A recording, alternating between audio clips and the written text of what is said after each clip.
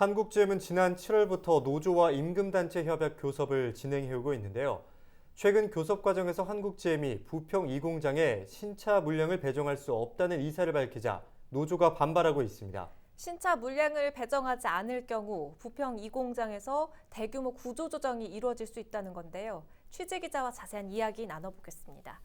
김진재 기자, 노조가 이야기하는 것처럼 대규모 구조조정이 이루어질 수 있다. 이게 진짜인지 이렇게 이야기하는 근거가 뭡니까? 일단 앞서 말씀해 주신 것처럼 한국GM과 노조가 지금 교섭을 이어오고 있는 상황이거든요. 그런데 노조가 한국GM에 요구한 내용 중에 부평 2공장의 미래 발전 방안을 제시하라 이런 내용이 있습니다. 향후 10년 동안 이 부평 2공장에 대한 생산 물량 등 운영 계획을 제출하라는 건데요.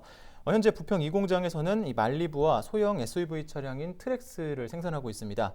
그런데 두 개의 차종이 출시된 지가 좀 오래됐고 최근에 판매량이 떨어지다 보니까 노조는 이 차량들이 단종될 경우 신차 물량 배정이 없으면 이 부평 2공장이 폐쇄되거나 아니면 대규모 구조 조정이 이루어질 수 있다 이렇게 우려를 하고 있는 건데요. 트랙스의 경우에는 지난 2013년 3월에 출시가 됐고 말리부는 해외에서 계속 생산이 되다가 지난 2011년 10월부터 국내에 출시된 이후 부평 2공장에서 생산이 되고 있는 그런 상황입니다.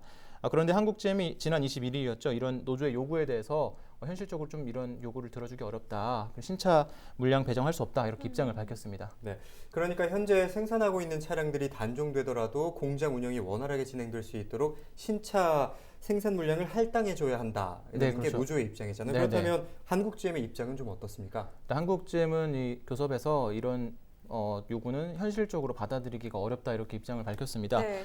향후 10년 동안 시장 상황이 어떻게 변할지 모르는 이런 상황에서 아직 출시되지도 않은 신차를 어떻게 배정을 하느냐 이런 입장이고요.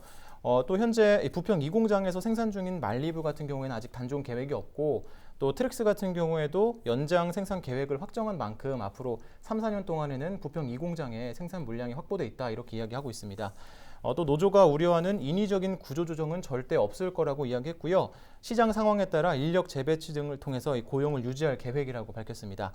그리고 GM 본사가 각 생산 공장에 물량을 배정하는 방식이거든요. 해외에 있는 본사가. 그럼 이제 해외 여러 공장들과 부평 2공장이 경쟁을 통해서 물량을 배정받아야 하는 상황인데 이런 부분에 대해서도 향후 부평 2공장에 대한 경쟁력을 좀 높여나갈 계획이라고 밝혔습니다. 이야기를 들어보니까 노조가 우려하는 부분 그리고 사측 한국GM의 입장 모두 이해가 가는데요. 지금 입장차가 큰 만큼 앞으로의 교섭도 좀 쉽지 않아 보입니다. 네. 여기까지 듣죠. 김진재 기자였습니다.